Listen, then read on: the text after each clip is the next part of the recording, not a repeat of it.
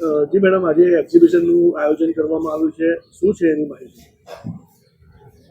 આ 3 દિવસ માટે બહેનો માટે એક્ઝિબિશનનું આયોજન કરવામાં આવ્યું છે, જે હંમેશા હું વર્ષમાં એકવાર બહેનોને ઇન્સ્પાયર કરવા, એન્કરેજ કરવા અને વિમેન એમ્પાવરમેન્ટ માટે આ કરી રહી છું.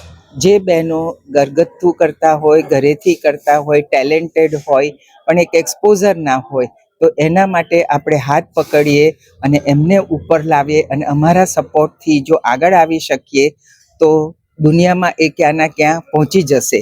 આપણી ઇન્ડિયાની બહેનો અને સ્પેશિયલી આપણી ગુજરાતની બહેનો ખૂબ ટેલેન્ટેડ છે, પણ ઘણી વખતે એ લોકોને એક આંગળી પકડવી પડે તો એના માટે થઈ અને એ લોકો ખૂબ આગળ આવી શકે.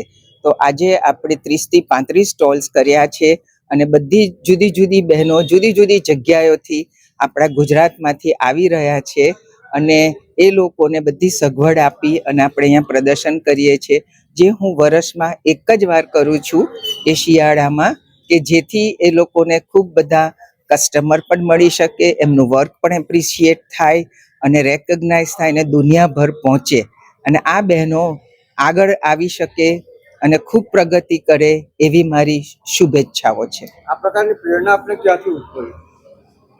હું પોતે એક ફેમિલીમાં જેમાં બોર્ન થઈ છું. અમે 5 જ બહેનો છે. મારે પોતાને 2 દીકરીઓ છે અને 3 ગ્રેન્ડ ડોટર્સ છે. We are family of women. એટલે વિમેન એમ્પાવરમેન્ટ હશે તો સપોર્ટ ખૂબ જ દુનિયાને પણ મળશે, પુરુષોને પણ એક મદદ થશે.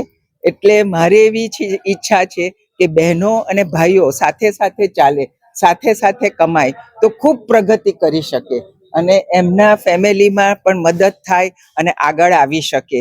એટલે મને પહેલેથી નાનપણથી, હું નાની હતી ત્યારે પણ એમ કે દીકરીઓ છે શું કરવાની છે આટલી બધી દીકરીઓ, એટલે મને એમ થયું કે હું બતાવી દઉં કે દીકરીઓ શું કરી શકે.